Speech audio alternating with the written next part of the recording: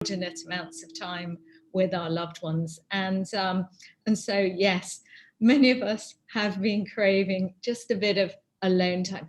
That is different to being lonely, in the same way that you can be lonely in a crowd of people.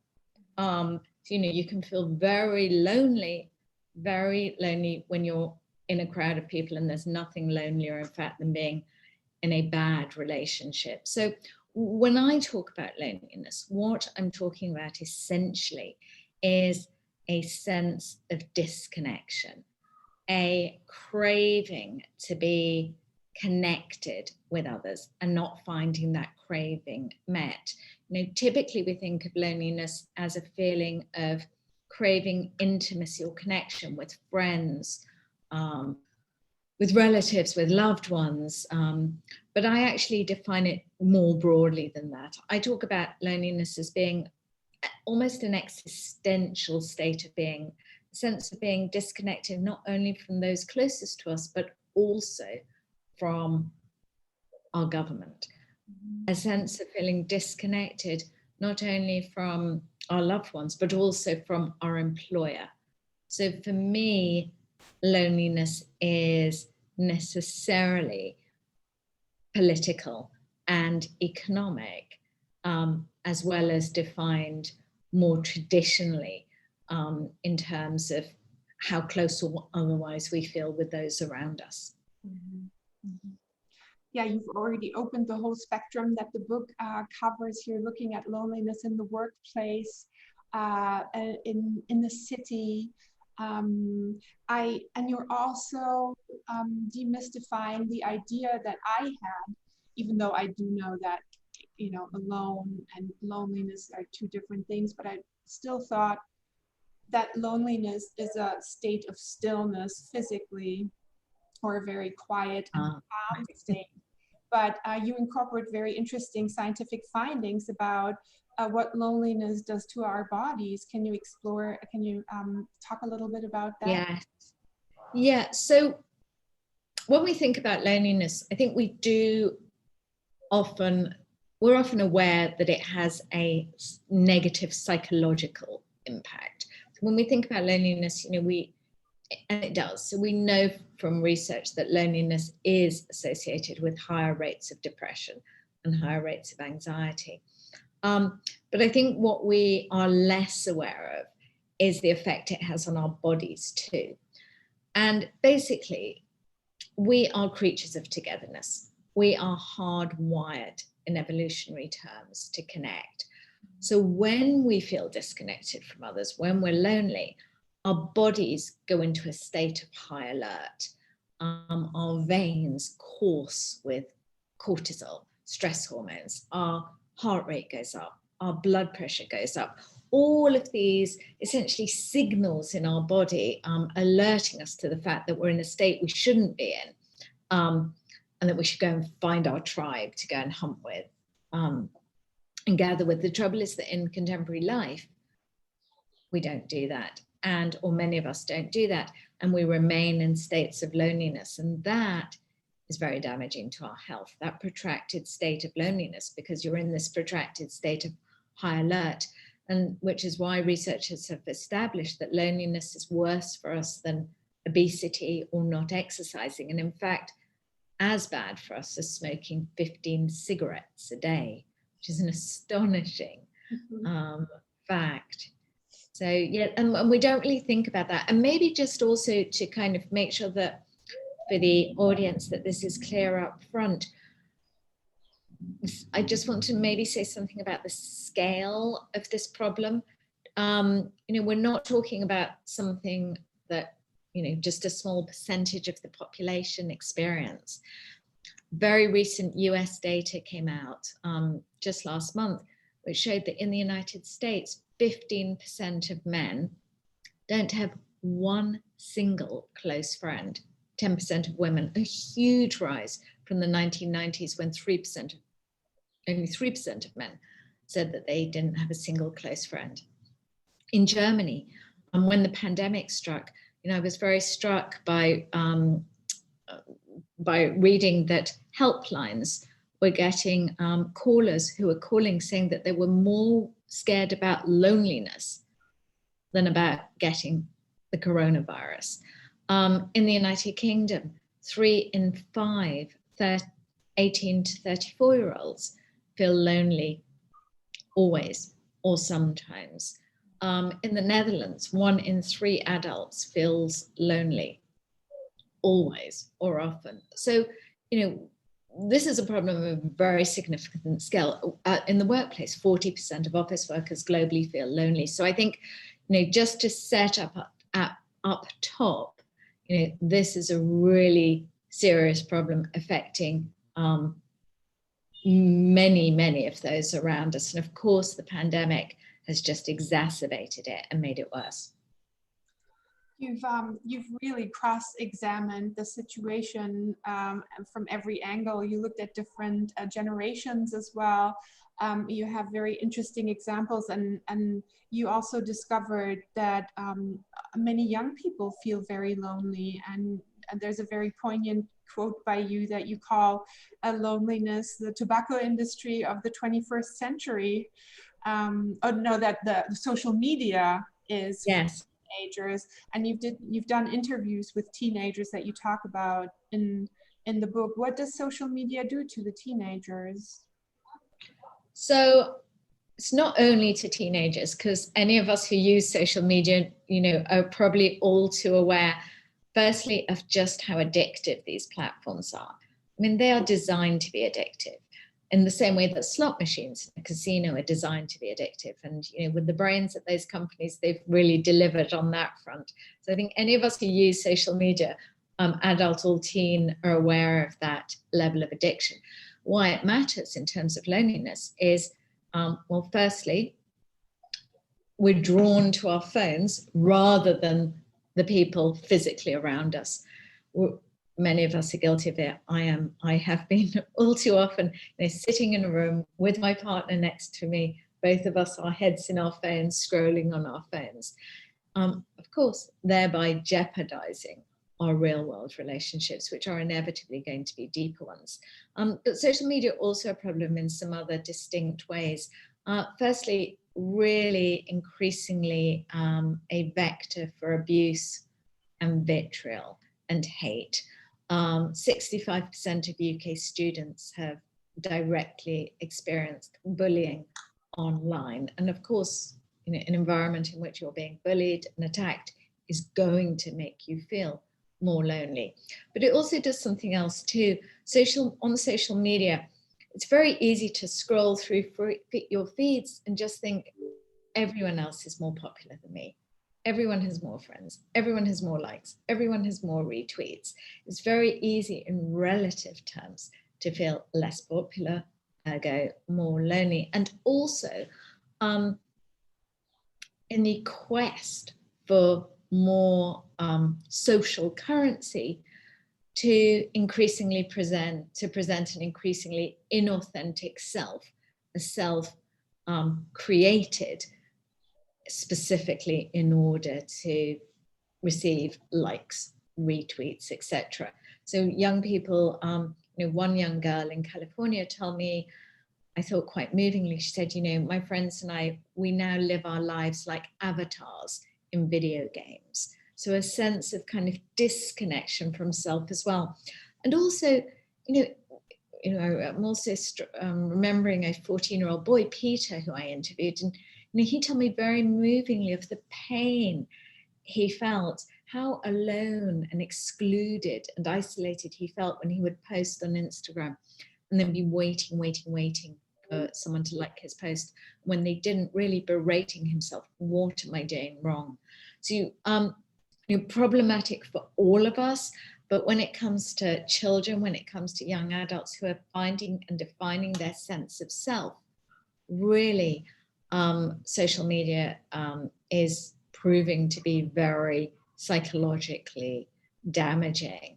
And given how addictive it is too, I think a really apt parallel is the tobacco industry for social media. And in the same way that governments regulate tobacco, so too should they regulate cigarettes. And actually, I go as far as to say ban addictive social media for children, which I think would be a fair position for governments to take, thereby putting the onus on social media companies to redesign their products so that they are less addictive. I think that's an amazing idea. And in the case of Germany, we would first need competent politicians in the Department of the Digital World, and have that taken more seriously, because these are so far politically often places where people are parked a little bit, and there's not as much going on and not enough competency to actually alert people to problems like that. Okay, because in the United Kingdom, actually, we just have draft legislation, which has just come out, the Online Safety Bill, which is going to impose a very significant duty of care on social media platforms, especially when it comes to causing psychological and ensuring that they don't cause psychological and physical harm. So, something that Germany could perhaps look to as well. And my book is out in Germany at the moment, where it's been getting a big reception, but it's out as well in other European countries. So I'm doing interviews across the world at the moment, and I'm hearing that in Norway and the Netherlands, it's currently quite a big political issue that's being discussed at the level of government quite seriously. Are more advanced than we are in that field. They are. You also mentioned, I think that's a really important aspect, that social interaction needs to be practiced as well. It's something that needs to happen on a daily basis, and it's something that's learned and needs to be repeated and experienced, because kids cannot, or many kids cannot read facial expressions, which is a symptom usually of autism. Yeah. It was actually my students that first alerted me to that potentially being a problem. I'd been teaching at university for many years, and I realized a few years ago that increasing numbers of students were struggling with group assignments, with in-person assignments. And I raised it with a colleague who is the president of one of America's most prestigious universities. And he said to me, we're seeing exactly the same thing here. In fact, it's so bad here, we're having to run remedial how to read a face in real life classes for many of our incoming students. Literally, where if we're in a room, if you're in a room and somebody's folding their arms, that may mean that the meeting's not going so well. And if somebody's frowning, that may mean it's going badly. So literally, because kids are spending so much time on their phones and on their screens, that they're really losing that ability to communicate face to face. And then research from testimonies of kindergarten teachers, are saying that they're seeing very young children, so 5-year-olds, 6-year-olds, coming to school lacking the most basic social skills because their parents are spending so much time on their phones that they're not imparting the face-to-face social language, emotional kind of skills that you would normally pick up, because they're not with them in that sort of way. The good news is, when it comes to young children, is that there was a study done in the United States with 10-year-olds, where they took a group of 10-year-olds to a camp in the countryside just for a few days. And before the camp, they did those tests similar to the autism test, where they gave them lots of pictures of faces, and they had to say, this is somebody smiling, this is somebody sad, etc. And then they tested them again after they went to this camp. And in the camp, they weren't allowed to use any digital devices or any screens. And they saw a marked improvement just after a few days. So I think there is a case of use it or lose it. But the good news is, this seems to be something that can come back pretty quickly. The other reason I talk about why we need to practice, and I use that term, in-person interaction, is because of the impact it has on democracy. And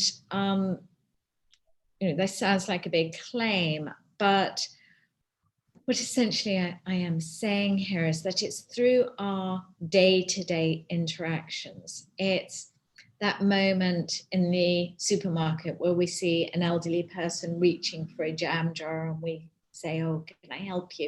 And we help them reach it. Or that moment in the yoga studio where, we think about, where shall I place my mat so that I'm not downward dogging in someone else's face. Those are moments in our day where we are thinking about others, where we're practicing civility, where we're behaving, where we're not only thinking about our own interests. And as we move to an increasingly what I call contactless way of living, so as we buy our books on Amazon rather than at our local bookstore, as we choose to order our groceries online rather than go to the local supermarket, as we choose to do our exercise classes on Zoom. Of course, during the pandemic, many of us were forced to live that way. If we, moving forward, decide to stay with this, to trade off connection, face-to-face connection for convenience, my worry is that we will stop as a society practicing those important skills that underpin democracy itself. We see some grave results in some authoritarian tendencies in some states as well. And I think your book really gives a very confirming foundation to the stories that Anne Applebaum has shared here a couple of weeks ago, talking about her recent book, The Lure of Authoritarianism, in which she describes formerly close friends that moved from traditional conservative positions to right-wing activity, or were drawn into authoritarian politics. And many of these people have been disappointed, or they feel underappreciated, or they have a feeling of loss, or probably some kind of a loneliness, and they congregate around authoritarian ideas. And I think some of this has already been foreseen by, there's this The Lonely Crowd from 1950 by David Reisman, was published that long ago, where he talks about how capitalism shapes characters into something that he called the other directed, who are looking for, a very easy connection, identifying with others through superficial references in communities. Like, does that person make the same money as I do? Do they wear the same? Do they consume the same way? But they are losing the ability to practice democracy and be okay with someone else having a different position and disagreeing. And I think Reisman boils it down to that people want to be loved, but they don't want to be respected anymore. And respect is what's needed in a democratic exchange. I found that very interesting. Does that distinction make sense to you at all? I think people want to be heard today, and people want to be seen, and people want to feel that they have a voice and that they have somebody hearing them. And I think people want to feel part of something. They want to feel part of a community. They want to feel some sense of not being on their own in what is increasingly a Hobbesian, nasty, brutish feeling world. And which is why I think we see, and it's something I looked at extensively in my book, this link between the rise of loneliness and the rise of right-wing populism in particular, but not exclusively right-wing populism, populism more generally across the globe over the last few decades. And actually researchers back in 1992, first identified a link between people who felt socially isolated and people who were voting in France for Front National's Jean Le Pen, Marine Le Pen's father. In 2016, researchers looking at Donald Trump voters in the United States found that Donald Trump voters were significantly more likely to say that they had no close friends, no acquaintances, and see the friends and acquaintances that they had much less frequently than supporters of Hillary Clinton or Bernie Sanders. And in my research, where I spoke to many right-wing populist voters across the world, time and time again, what came across from their stories was how lonely they would have felt had they not found community in Front National, now Rassemblement National, the League, Alternative for Deutschland, and of course in Trump and in Trump's rallies in the United States. But loneliness, is, and of course these right-wing populists in particular, they wield community like a weapon. Of course, the community they're proffering is a very excluding one. Of course, it's a community defined by who's almost as much by who is not allowed in. But these politicians also, have been very successful in making certain groups of society feel seen and heard. I'm not saying that they necessarily are actually delivering anything meaningful to them, although what's been interesting has been the fact that politicians on the far right are actually taking pretty left-wing views in terms of, in economic terms, in terms of, really calling for enhanced public spending and public services, etc. So in some ways they are actually hearing them, but essentially, saying, and it's something that comes, it's a rhetoric that we hear, whether it's Trump or Le Pen or others. You, the forgotten people, I am hearing you.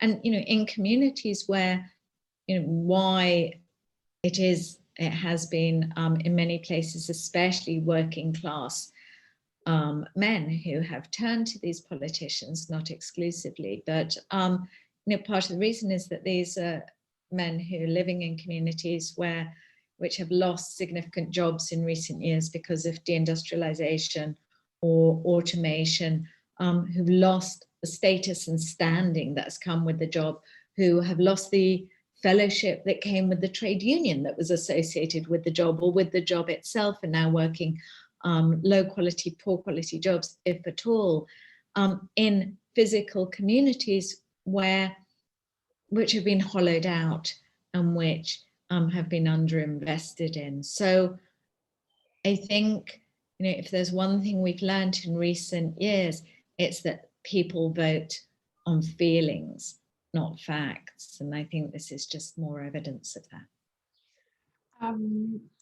We have some questions that relate to that. I'm just going to pick one out that's really fitting and that I'm really interested in, and that you touch on in various chapters in your book as well, about how do you identify with the community? And Joseph Lyman's asking, aren't all communities based in some measure on exclusionary principle? We want to hang out with like-minded others. And I want to extend that question to, isn't there a limit to just the human mind on how large a community we can feel a community to be a community of? And I think you have examples of the shared workspace, the open plan workspace, where it's harder to connect than to an office that you just share with one or two, or a housing community with 200 apartments in one building, as opposed to maybe 4 parties that you're able to, or people that you're able to connect with. Yeah. So on the point about aren't all communities by definition bounded, I think that was the question, wasn't it, essentially? Yes, I mean, I think that's right, and I think also, we shouldn't romanticize the notion of community, because yes, as the person who wrote that question, was suggesting, communities are often clearly delineated, and things can be often very unpleasant for people who transgress the norms of a particular community, or are perceived as not upholding the values. And communities can also, be very clear about who they're not inviting in. All of that is true. The challenge, of course, is how do we bridge communities? We don't all have to be, and this is perhaps going back to that quote you gave from The Lonely Crowd about respect, picking that theme up here. How do we, respect others? And how do we at least listen, even if we don't agree with them? How do we give people the respect to hear them and to listen to them? And how do we actually do more with people different to us and get to hear from people different to us, from people from other communities? These are some of the big challenges we societies now face, at this juncture, when within many of our countries, we're seeing, society very fractured on socioeconomic, on political, on gender, on a whole host of lines. And there was actually this brilliant initiative in Germany that I write about in the book, that Die Zeit newspaper did. Deutschland spricht. I don't know if you remember that, Federica. Which I was very inspired by that initiative, because it was one whereby they basically issued a call across Germany for people with different political views to commit to meeting up for 2 hours. And thousands of people did it. They met up in cafes, in bars, in beer gardens, and just for 2 hours spoke. So someone who was anti-immigration with somebody who was pro-immigration, somebody who was anti-EU with somebody who was pro-EU. And what was remarkable was the researchers who then analysed what happened afterwards. They found that just 2 hours meant that people came away with very different views about the other person. They felt that they saw much more what they had in common. Often it was shared concern about their families. They would be much more willing to invite someone like that to an event, but also that they trusted other Germans in general more than they said that they did before they did this experiment. So, how do we bring different people together? And my book has lots of ideas on this front, but I was actually very inspired by that German example. Yeah, we're working on that here at the German American Institute as well, and trying to bring different positions together. And during the pandemic, it's worked okay during this online, but in person is a very, very different thing, especially when you encounter a different political position, or people are getting agitated as they are doing outside. Is this something to do with football? Something must be happening with the football. And we've noticed an increase in people who want to feel like a reassurance that others believe the same thing. They're not looking necessarily for the open platform to discuss their ideas with others, but they're very much, and that's all stressing what you were saying, we're supporting like-mindedness. And we've got more feedback in the past year of people saying, isn't your program turning a little left-wing? Or isn't that a little reactionary of you to do? And people are trying to not to see the whole picture, whereas we are really trying to bring in different voices and different positions. And that's definitely become a lot harder in the past year. So it's important for us to get back on the floor and meet with people and bring them together. I also wanted to quote something else from Die Zeit, because you make a very interesting distinction between consumer and citizen, and how many people now feel that they have more power as a consumer, or they're more defined as a consumer rather than as a citizen. And Zeit just had a huge profile about the generation of the 40-year-olds right now.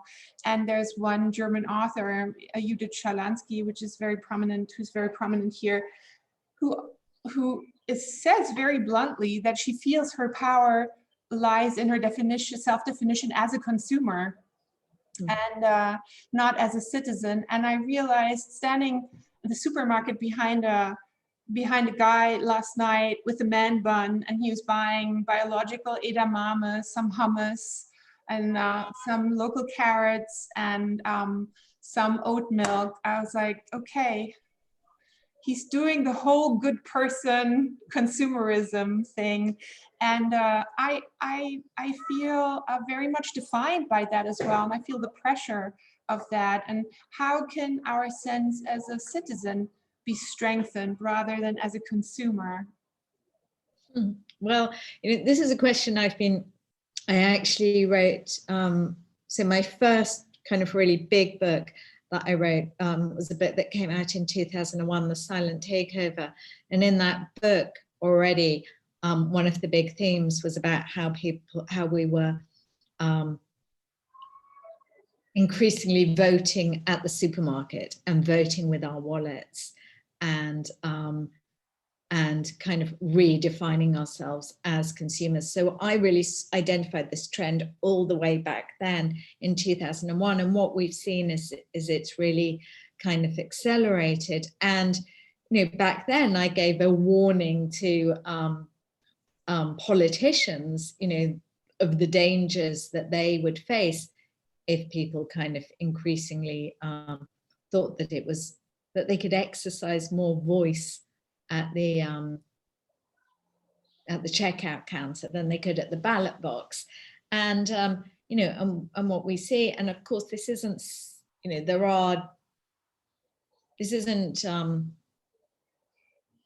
always the case, but I'd say overall we've seen trends of diminishing voter turnout in most countries over the past few decades. There have been exceptions, I know, but kind of the overall trend has been declining voter turnout, declining membership, of course, for political parties as well.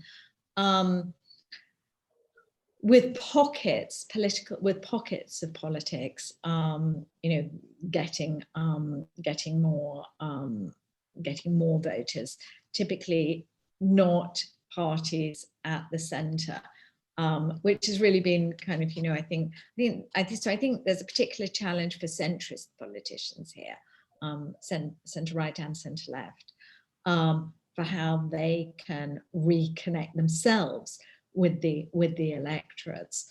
There's no silver bullet here for sure, but I think part of the problem, and why in Germany you've seen you're seeing the resurgence, for example, of the Greens, and we're seeing across the world really parties of the right, further right and left. Although I know the German Green isn't so far to the left anymore, is it? But still further. Is that fair? Let's call it further.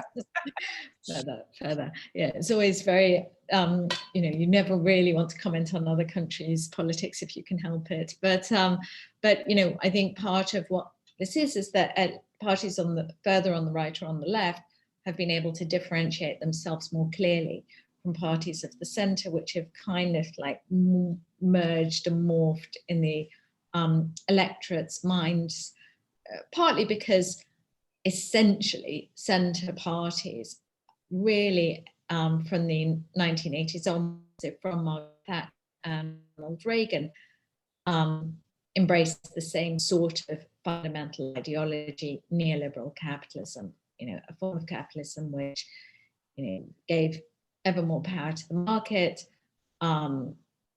and really also recast the way we saw ourselves, so that really across much of the world since the 1980s, part of the problem is we came to see ourselves as competitors rather than collaborators, as hustlers rather than helpers, as consumers rather than citizens, that we came to focus inordinately on our own selves and our own self-interest rather than what was in the collective good. Now, in many ways, this was a rational response to an era in which the state was saying, well, I'm not going to look after you anymore, or in which Margaret Thatcher said, there is no such thing as society. So, it was a rational response, but it was inevitably going to have a societal and political outcome. And I think why we're seeing parties and the further extremes doing better is because they're actually it's where the right and left actually come together quite clearly. Is that they're actually saying, no, we are going to be there for you. It may be a circumscribed you, but they are saying that. We also have the other example of socialism gone wrong with the history of the GDR. And if you read reports now of how people felt in the GDR, and it was supposed to be a huge heightened sense of community. But if people are in many reports, you can now read that the sense of community was heightened by the resistance, mostly by people being in hiding together, opposing the system. And if you look at the US system, at the same time, I think in American mentality, there is a big civic engagement actually in the American setup, much more than in the German one. So, and we have a very strong social net and social state, much stronger than the US. And they, I feel like that in the US, the idea of helping in a community is still more part of the setup, really. And I'm wondering what state form would be the most helpful to reduce loneliness, if one can say it that way, if one can even... So what do you mean by what state form? What form of government would be most helpful to reduce loneliness if we're looking at a democratic state, but how can we deal with capitalism? When we see that in socialism, the idea of the state to create community from above does not yes. Well, I mean, I'm assuming that we're going to continue with a capitalist system, and I'm fine with that. So I think, this isn't a discussion, about whether this is about junking capitalism and, going back to communism, for example. I mean, none of us want that. And so this message my message isn't an anti-capitalist message, but what I am saying is that the pendulum did swing too far, and that, we see it in the numbers, too many people were marginalized and excluded from the gains over the past few decades. And that, of course, was going to create a sense of being left behind that so many people felt. But I think more broadly, if you're saying, what can government do? There's actually a lot that government can do to address the loneliness crisis. Part of it is around, an obvious point is this point that we've already discussed about regulating social media. That's really necessary given the role social media plays in today's crisis. Refunding the infrastructure of community. That's something very important that governments need to do across the world. We've seen defunding of public libraries, of public parks, of youth clubs, of elderly daycare centres ever since the 2008 financial crisis, when governments started tightening their belts. So that's something that really needs to be reversed as a matter of urgency, because if people don't have physical spaces to do things together, we really can't come together again.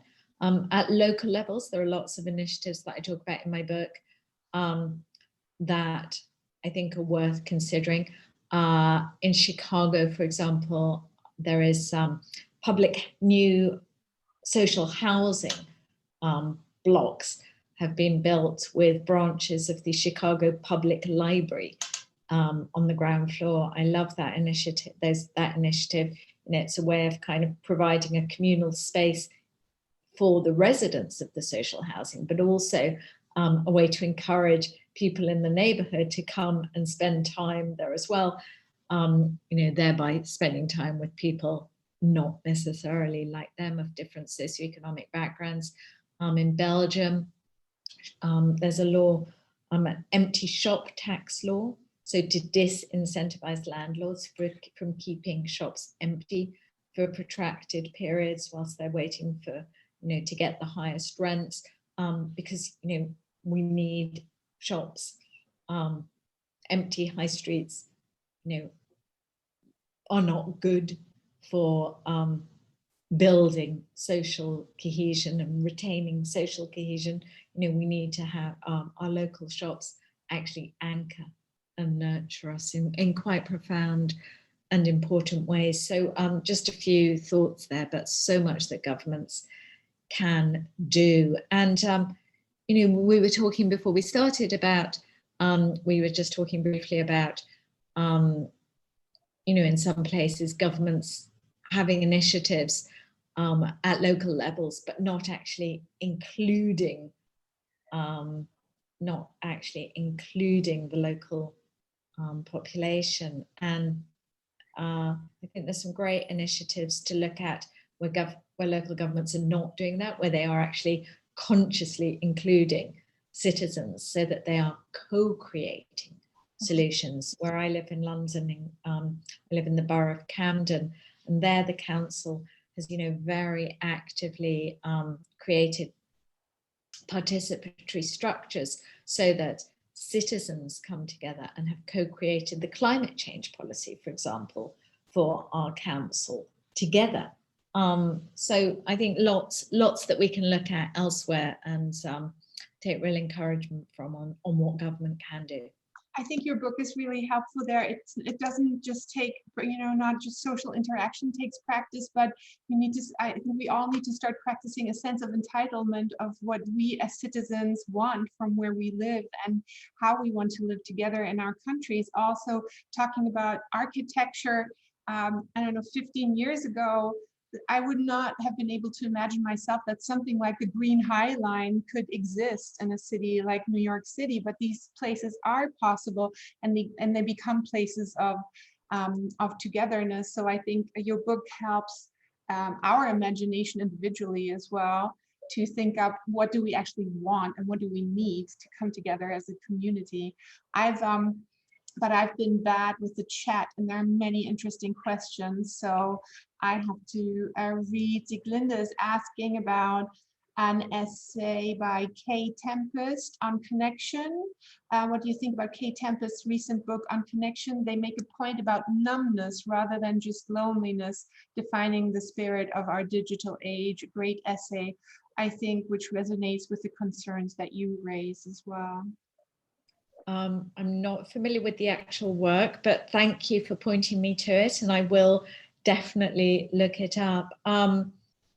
Interesting. Numbness, so loneliness, so digital kind of numbing us. Interesting. I need to contemplate that. But thank you for pointing me to that work. It works with the difficulty of teenagers not being able to read the face. Yes, kind of emotionally numb. Yeah. Emotionally numb. And Hannah has asked something about the pandemic, because we haven't really talked about the pandemic that much. How do you judge the argument that the pandemic and its ramifications, such as social distancing, have the potential to function as a wake-up call by creating conditions and highlighting extreme aspects of loneliness for everyone? Does the pandemic create a window of opportunity for us to disrupt the slow but prevailing trend towards loneliness? Great question, Hannah.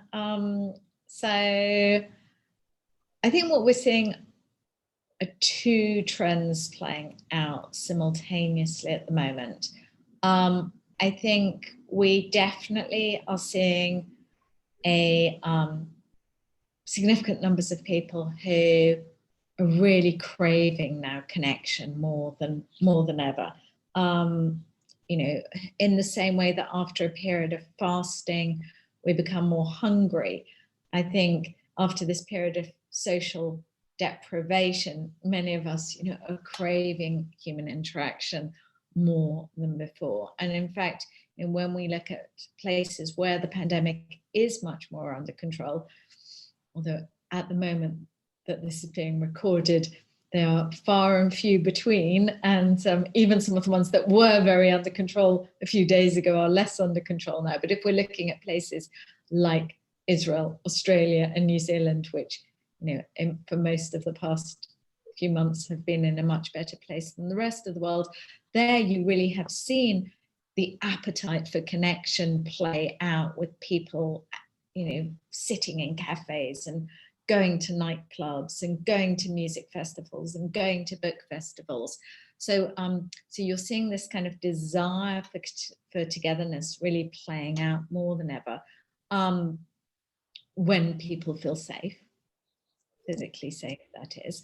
So that's kind of encouraging. But at the same time, we've seen this massive acceleration during the pandemic of what I call contactless living, where people, have been becoming really much more used to shopping online, to ordering their food via a delivery service, to doing their yoga with Adrienne on YouTube. And, to what extent will people, decide, well, it's so much easier to just sit on my sofa and do this and not interact and not go out. So I think that is a legitimate.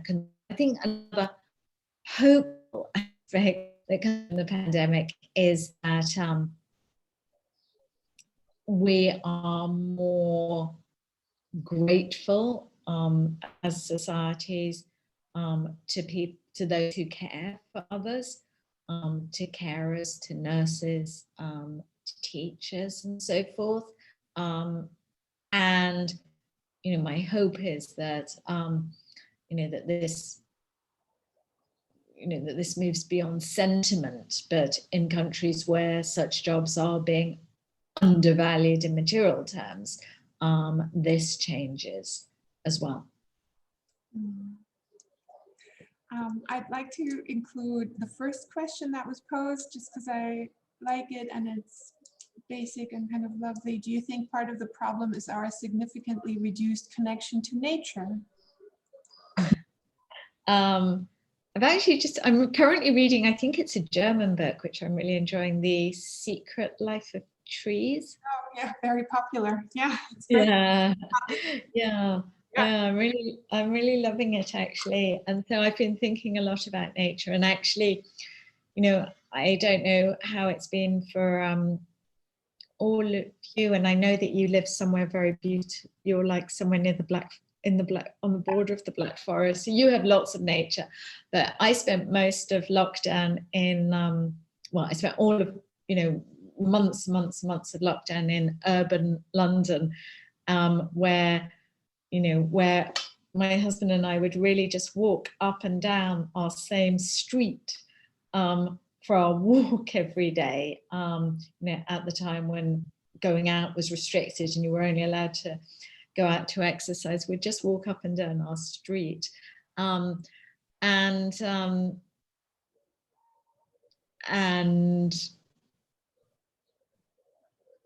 what did I learn from that experience? Well, firstly, I learned that even in an urban street, if there are even just a few trees or plants or flowers, just appreciating them actually can make a real difference, and just noticing them and noting them.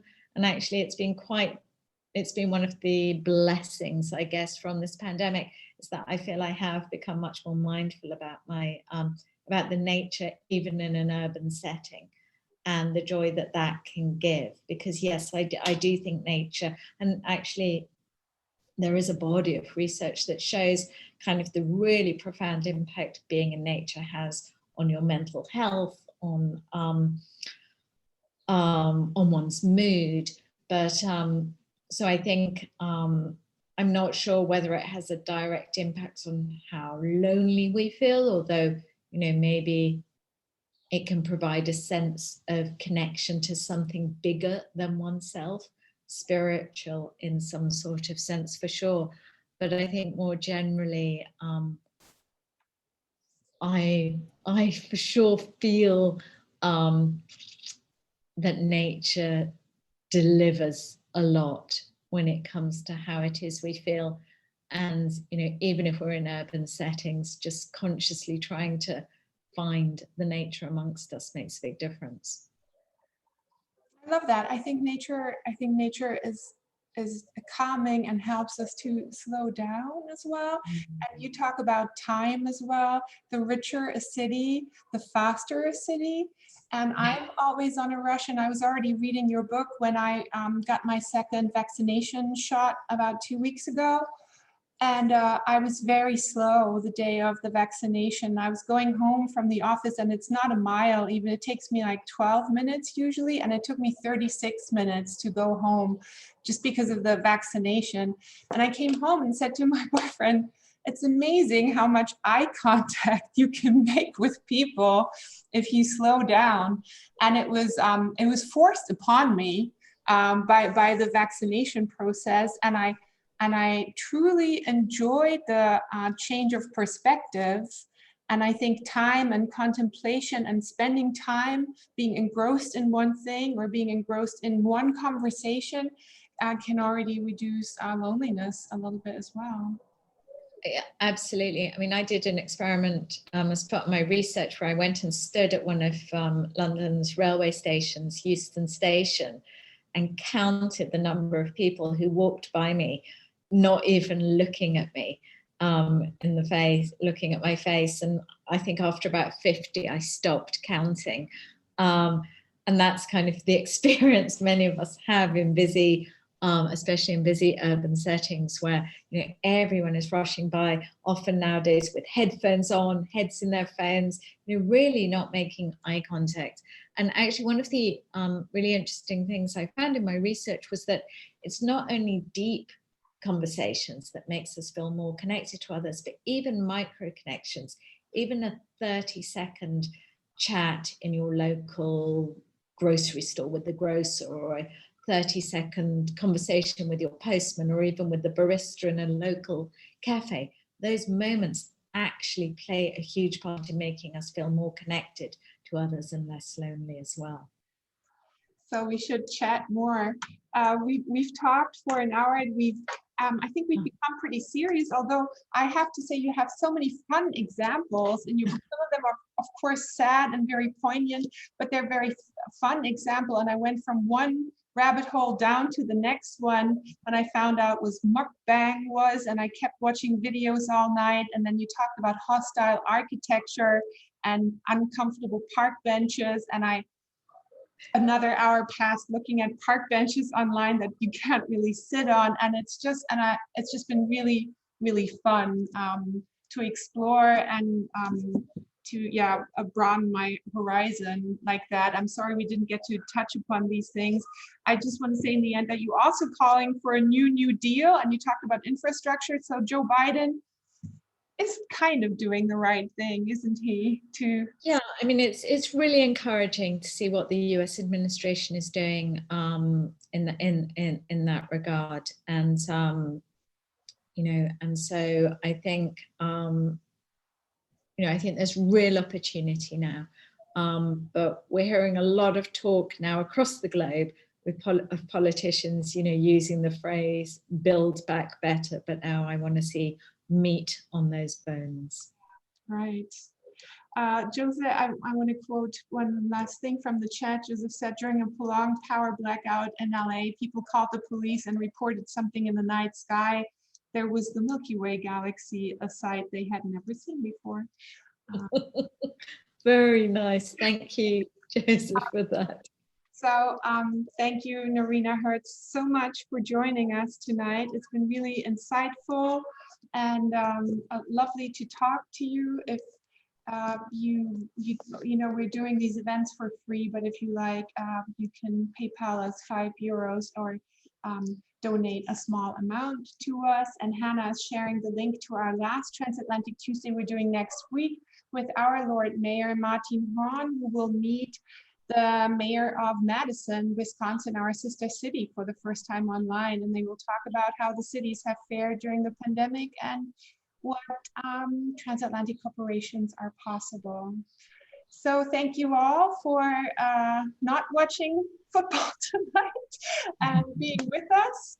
And I'm sure it was much more rewarding. And thank you so much to you in Tel Aviv, Noreena Hertz. Thank you very much. Thank you, everybody. Goodbye. Thank you so much for doing this. Oh, you're very welcome. I was delighted to be able to do it. Thank you.